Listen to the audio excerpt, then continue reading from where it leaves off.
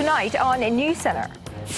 Exactly 30 days to go until Koreans head to the polls for the legislative elections. The nation's political parties are racing against the clock, nominating candidates, settling internal disagreements, and campaigning for the big day. Our political correspondent is live in the studio. President Park vows strong and resolute actions against North Korea's tyranny, together with the international community during an official dinner with her senior diplomats from all across the globe. And there has been consensus among major powers that North Korea is reaching a crucial threshold for nuclear weapons capabilities, reveals top South Korean envoy to the United Nations. NewsCenter begins right now.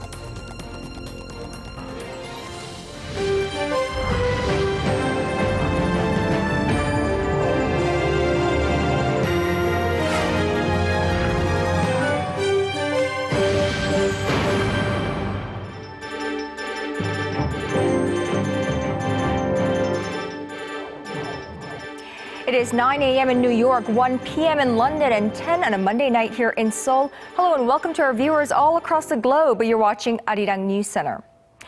30 days to go until this country heads to the polls for the 20th legislative elections. Korea's political parties have begun their countdown. Now, the ruling Saenuri Party announced its 5 election pledges on this Monday, while the possibility of a liberal coalition appears increasingly unlikely. It's game time for the nation's political parties and for this country. Ji Myung-gil reports.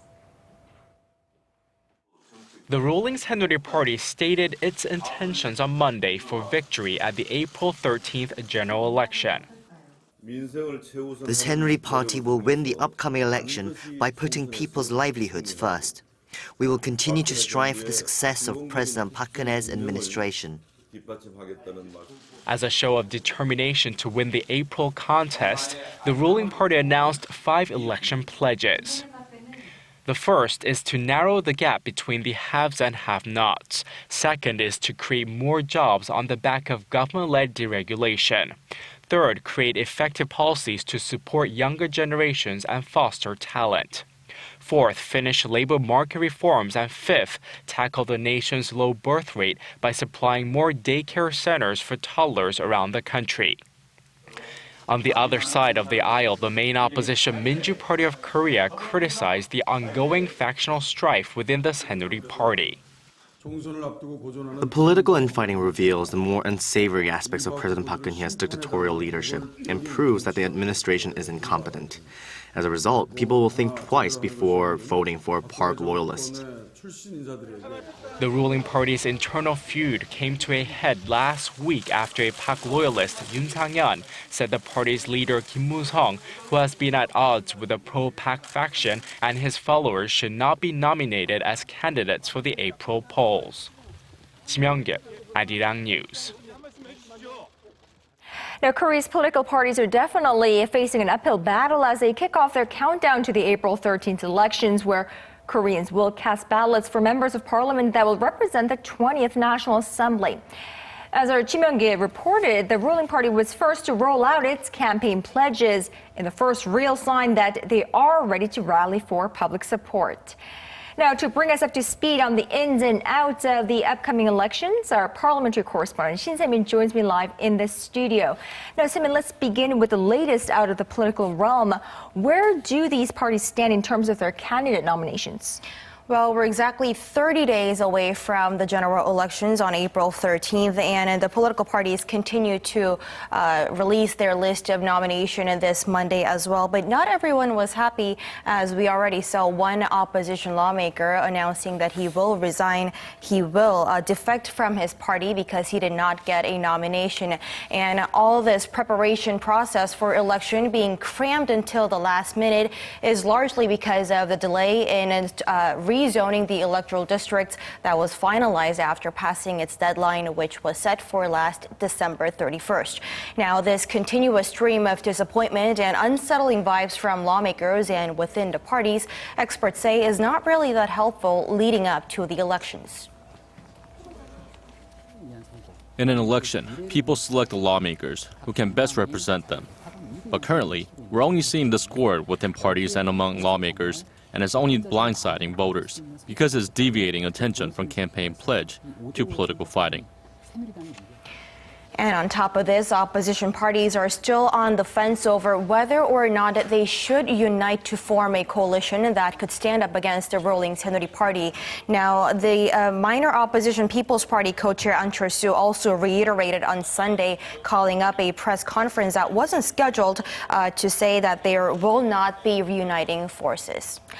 Semin, does that mean that we're going to see the emergence of a three-party system for the April elections? I mean, Korea's politics, the political landscape has traditionally been dominated by two major parties. So if we do vote under this three-party system, that will surely spell out a whole other chapter in the nation's history of politics. That's right. If it goes as planned, like you just said, it'll be the first time in 20 years since the country's parliamentary elections will face more than two political party system. Now, it was with the 15th National Assembly where four major parties went head-to-head in the general elections. And at that time, the ruling New Korea party, headed by the late former President Kim Young-sam, took the majority seats in the parliament. But experts I've talked to weren't so confident that today's opposition parties would be able to reenact such turnaround, since the two-party structure has become so deeply rooted in local politics over the years. Multiple parties are needed to represent multiple interest groups, but a three-party or multi-party system can only be maintained if the party leaders constitute enough of its support base, which we are not seeing with the current political parties. And to add a bit more to that, this election for the 20th National Assembly comes ahead of Korea's next presidential election scheduled for December next year. So in other words, the result of this general election will be able to determine how the presidential election will pan out next year. Surely. Exactly 30 days to go until the big day. What can we expect from now on? What's coming down the pipeline? Well, opinion polling already began about a week ago, so you might have been receiving some phone calls there. And now this week, we should see parties really starting to wrap up their nomination process and finalizing the list of names that'll eventually go on the voting ballots. And we may see still more lawmakers jumping ship and moving to other parties because of that as well. And if we take a look at this calendar right here, a little over 1 week from today, the candidate registration process will begin on the 23rd of this month. And those candidates who register will officially get to start their campaigning on the last day of March. And that's also when the overseas voting session will kick off, running until early April. Now, candidates will have around 2 weeks' time or a little less to appeal to their voters, because early voting takers will be able to vote on it on the 8th and 9th of April ahead of the general election day on the 13th of April. Now, that 2 weeks' time is not much, but it's all candidates have. And experts point out that in this day and age of social networking and the various services that are available, it's much easier to reach out to the public and put themselves out there. And of course, candidates will do all they can to win votes, and the parties will do their best to win many parliamentary seats as they can. So with the time ticking, we'll keep a close watch. Right. From now on forth, every hour, every minute will count, I'm sure. And look forward to a great election coverage from yourself and our team. And thank you so much for coming in tonight. Sure thing.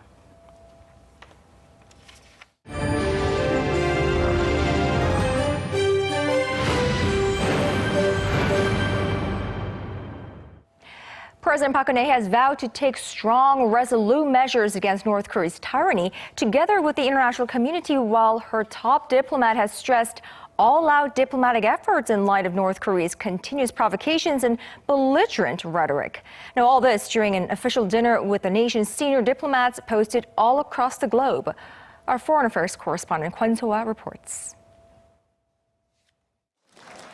In a gesture of encouragement, President Park Geun-hye held a meeting with heads of South Korea's overseas diplomatic missions, during which he called for their support in implementing the UN Security Council's recently passed sanctions on North Korea in each of their sojourning countries. She said an environment will be created that'll inevitably bring about change in North Korea. Speaking to the diplomats earlier in the day, South Korea's Foreign Minister Yoon Byung-se stressed the need more than ever for all-out diplomatic efforts in dealing with North Korea. At the beginning of the year, North Korea conducted its fourth nuclear test and a long-range missile launch. Even now, the North continues its belligerent rhetoric and actions, such as threatening to deploy nuclear warheads, conducted preemptive strikes, and more nuke tests. His remarks were part of an opening speech made at an annual gathering in which he assessed diplomatic achievements from last year and touched upon the roadmap and key diplomatic targets for this year. Yoon said that with the expansion of South Korea's international clout, expectations are growing accordingly regarding the country's role in the international community. Meanwhile, issues expected to top the agenda during the 5-day meeting include Seoul's response to North Korea's threats, diplomacy for peace and unification on the Korean peninsula, discussions on how to utilize diplomatic support to revitalize the economy, and the safety of South Korean nationals abroad. 권소아, Arirang News. North Korea has released more information regarding its alleged development of miniaturized nuclear warheads. It is a serious potential threat, but follows a long list of unconfirmed claims from the reclusive state, which may be why South Korea and some experts remain divided over Pyongyang's actual nuclear capabilities. And Seoul's top diplomat to the United Nations, however, told reporters today that the consensus among major powers is that North Korea is reaching a crucial threshold for nuclear weapons capabilities. Connie Kim has an analysis. North Korea released last week the first picture of what it claims to be a miniaturized nuclear warhead. While it symbolizes a major threat, the image also drew speculation that the silver sphere, estimated to be about a meter in diameter, was just a mock-up. Seoul maintains a stance, saying Pyongyang does not yet have the technology for such an advancement. North Korea is evaluated to have reached a significant level in miniaturizing nuclear weapons, but South Korea does not believe Pyongyang has acquired a miniaturized nuclear warhead. However, some experts and organizations have a different take on Seoul's conservative stance. The U.S.-based North Korea monitoring website 38 North recently said there is enough open-source evidence to show there is a serious possibility that North Korea has developed a compact fission device that's about 60 centimeters in diameter and weighs between 200 to 300 kilograms. There's also suspicions that the AQCON nuclear supplier network sold related sensitive technology to Pyongyang. Since North Korea acquired technology related to nuclear warheads from the CON network starting from the mid-1990s, it can be concluded that North Korea already succeeded in miniaturizing a nuclear warhead in the 1990s. Reflecting growing concerns, a South Korean ambassador to the UN, Oh Jun, warned that Pyongyang is reaching a crucial threshold for nuclear capabilities. That's why Oh urged the North to come to the negotiating table to discuss denuclearization, stressing more, tougher sanctions could be imposed on the reclusive state if it forges ahead with another provocation. Connie Kim, Arirang News. Amid increasing threats from the north, the South Korean Army's special forces conducted an anti-terrorism drill in the country's southeast. Now, this year's drill featured the homegrown Surion helicopter taking part in an anti-terrorism drill for the very first time. Our national defense correspondent Kim Hyun-bin takes us to the site. A terror alert has been issued for a key government facility. Soon after the alert, the Korean-made helicopter Surion lifts off. The Surion is capable of traveling 260 kilometers an hour and lands at a Special Forces brigade. After touching down, Special Forces soldiers dressed in full combat gear board a helicopter in a hurry. After reaching the target facility, Special Forces units employ a technique called fast rope before dispatching with all terrorists on the premises. This is all part of the Korea-US annual joint military drills dubbed Key Resolve and Full Eagle. We will arrive at the scene before the enemy and take them out accordingly.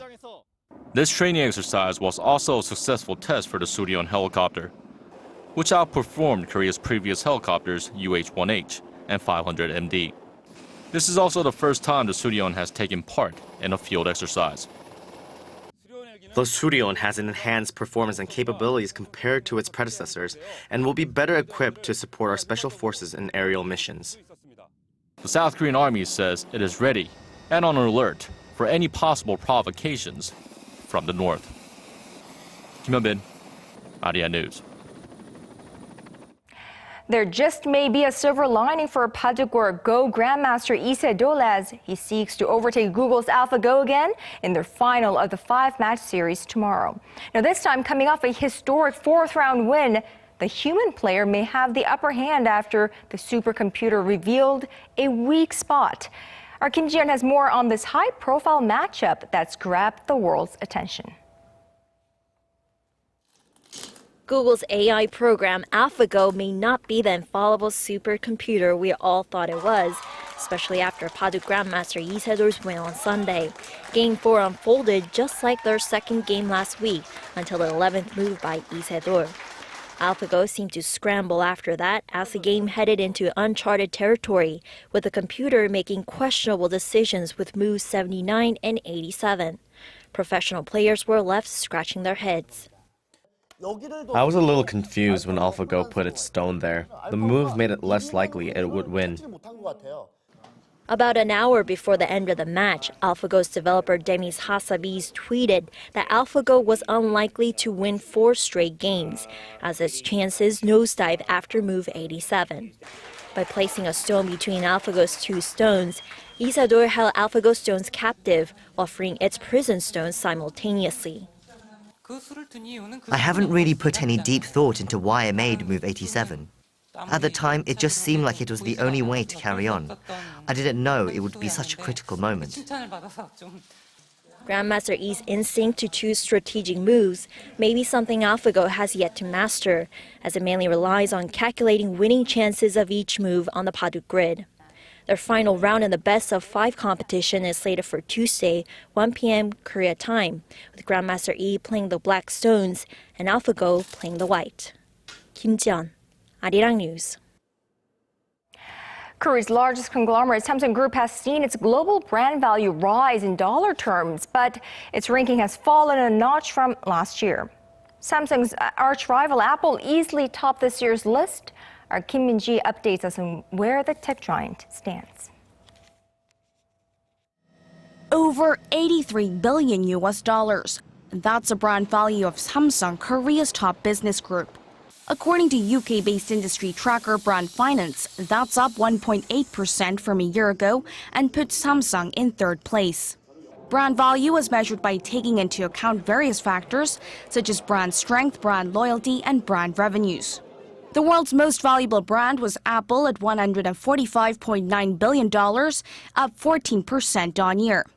Google ranks 2nd, rising a notch from the previous year.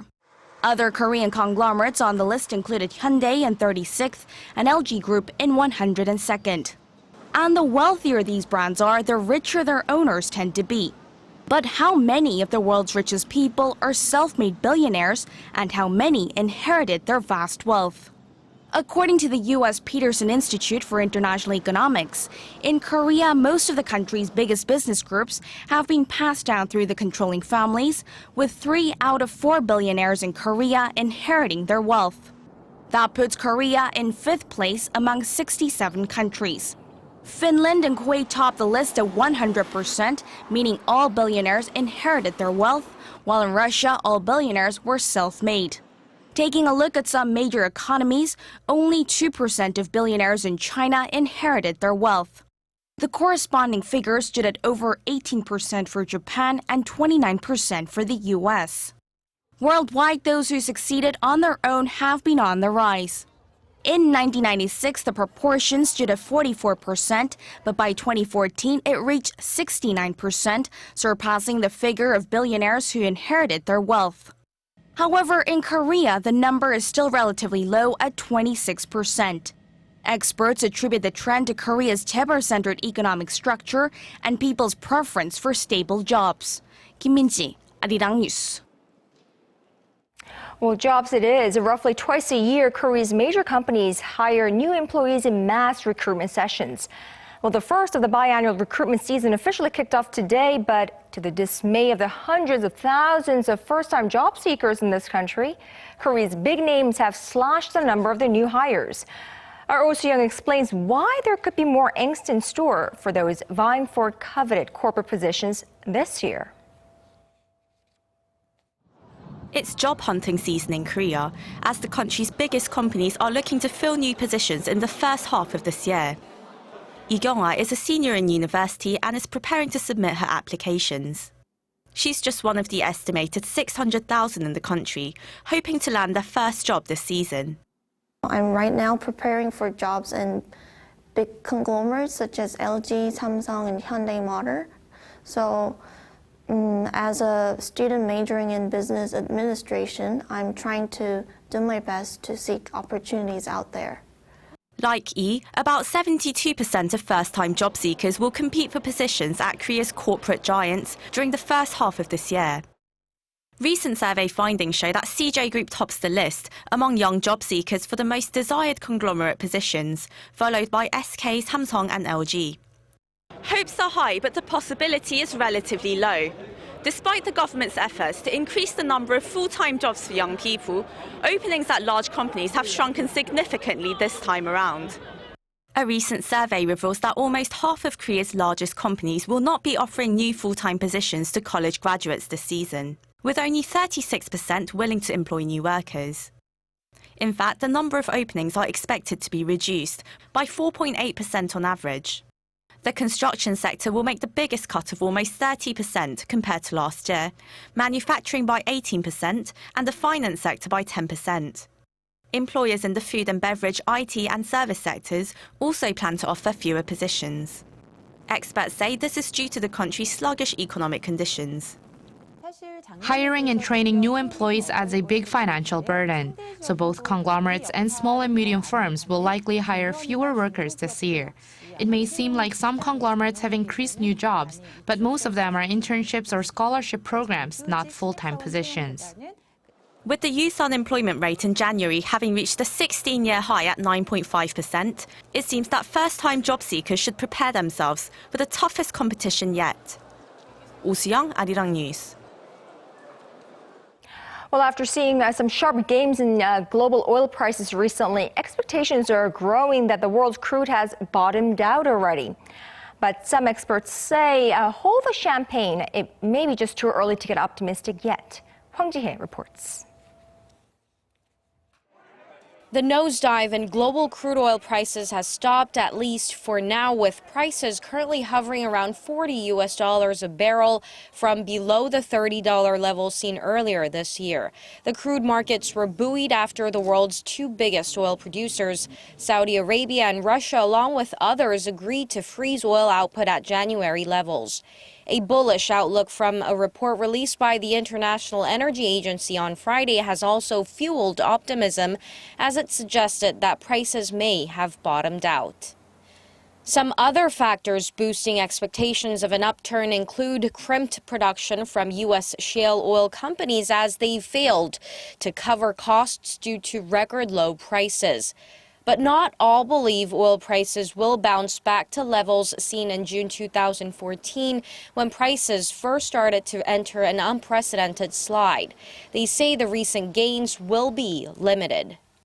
What we see is it's not only true for oil, it's true for natural gas, that on the commodity price side, we have oversupply. We have obviously that at the same time with lower growth than expected. We have storage capabilities that are at full charge, and that all that together describes a situation where we do not see prices going up in the short term. Frey adds crude is likely to remain in the $40 to $60 range per barrel for the rest of the year, falling far short of the $100 level companies once enjoyed. And while some major oil producers will meet later this month to complete output talks, Iran is largely forecast to remain reluctant over such negotiations as it looks to rake in profits from its recent sanctions lift. Hwang Ji-hye, Arirang News.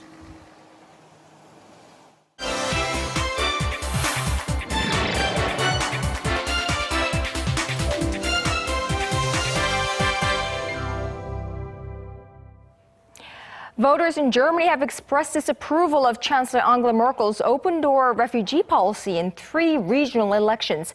Now, the anti-immigrant Alternative for Germany party continues to gain more support.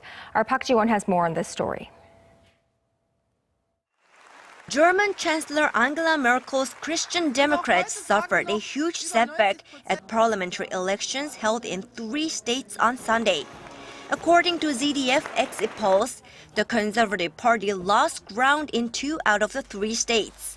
In Baden-Württemberg, which used to be the party's stronghold, the party's support reached an all-time low of about 27%. While Angela Merkel's party suffers defeat, a newly formed party representing anti-immigrant policies gained significant votes in all 3 states. The Alternative for Germany was formed 3 years ago, opposing the European bailout plan and open-door refugee policies. It is the catastrophic policies of Chancellor Merkel which clearly opened people's eyes. This is the only reason why we succeeded in entering all state parliaments with 2-digit percentage figures. The Populist Party has even stepped up as the second largest party in the state of Saxony-Anhalt, reflecting the German people's dissatisfaction with the incumbent government's tolerant refugee policies, which allowed more than 1 million migrants and refugees into Germany last year. Park Ji-won, Arirang News. Now, over in the U.S., Republican presidential candidates will attempt to slow down frontrunner businessman Donald Trump in a crucial day of voting Tuesday. Bruce Harrison is live in the studio with me. Now, Bruce, give us a breakdown of what's happening in the nomination contest tomorrow. Sure, Kanyang. Well, the biggest focal points tomorrow are the states of Florida and Ohio. Ohio Governor John Kasich, it's his home state, and Florida Senator Marco Rubio. He's wanting to win in Florida, obviously. So if Trump wins in those states, those candidates are expected to drop out of the race, and based on a delegate count, it becomes much harder to catch Trump. Right, but Bruce, the violence at Trump's campaign or rallies has gotten worse. How is it impacting Trump's candidacy? Not so positively, I would presume.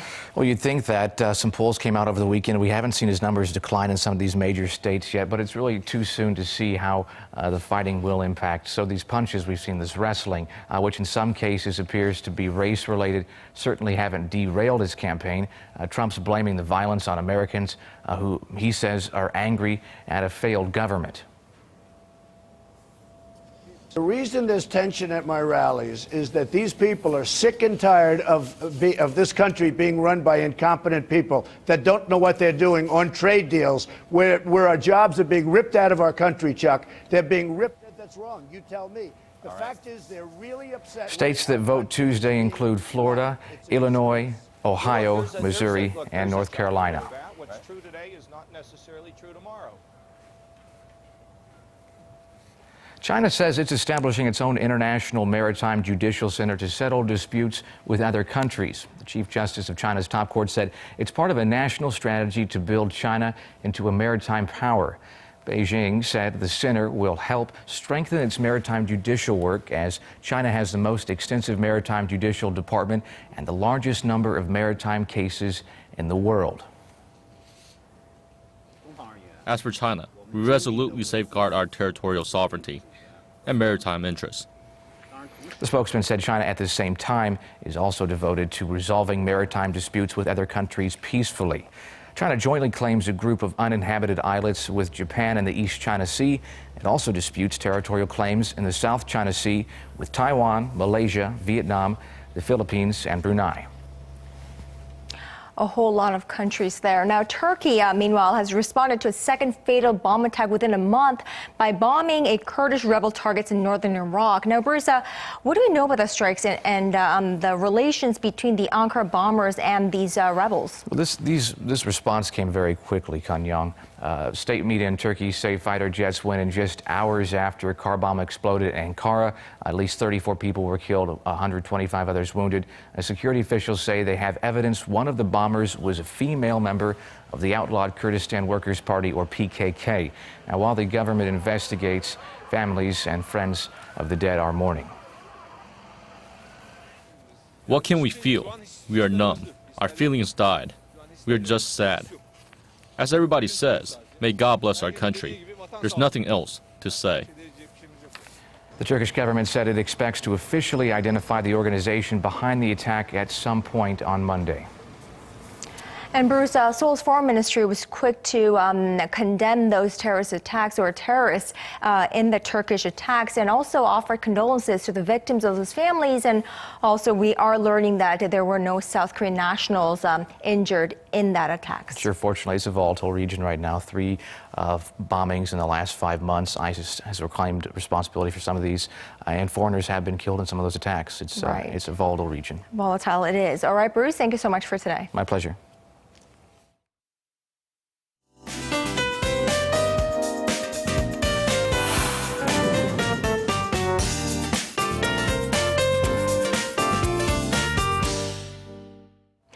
Well, in stark contrast to the freezing temperatures of last week, it certainly felt like spring today. So let's get a check on the weather conditions. We go straight to our Lee Ji-hyun at the Weather Center.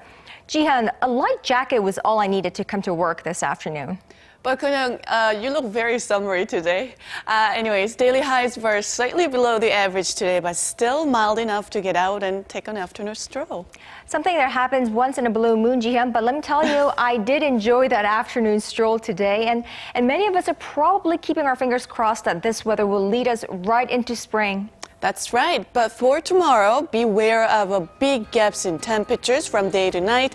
The low in Seoul will start out at freezing mark before climbing up to 12 degrees Celsius. In other regions, we'll also experience big gaps in temperatures, so be sure to dress accordingly. Layers might be a good idea. It was a slightly dusty day here in Seoul. Some people experienced itchy eyes, which may have been due to dusty levels and dry air. And for tomorrow, many parts of the country will get relatively high levels of fine dust. Meanwhile, dry weather advisories are still in place in much of the country, so be sure to drink plenty of water. On that note, let's move on to tomorrow's temperature readings. Daily low here in Seoul, Daegu, and Gwangju will all start out at freezing mark, while Busan and Jeju kick off the day at 4 and 5. And as for the daily highs, double digits for many parts of the country. Seoul getting up to 12, 15 for Daegu and Gwangju, while Busan and Jeju should top out at 14 and 13 respectively. Now temperatures are on the rise, and we'll get some much needed rain on Thursday, which could linger into Friday. Then by Saturday, notice how warm it's going to be, 17 degrees Celsius here in the capital. Now that's Korea for you, and here's international weather for viewers around the world.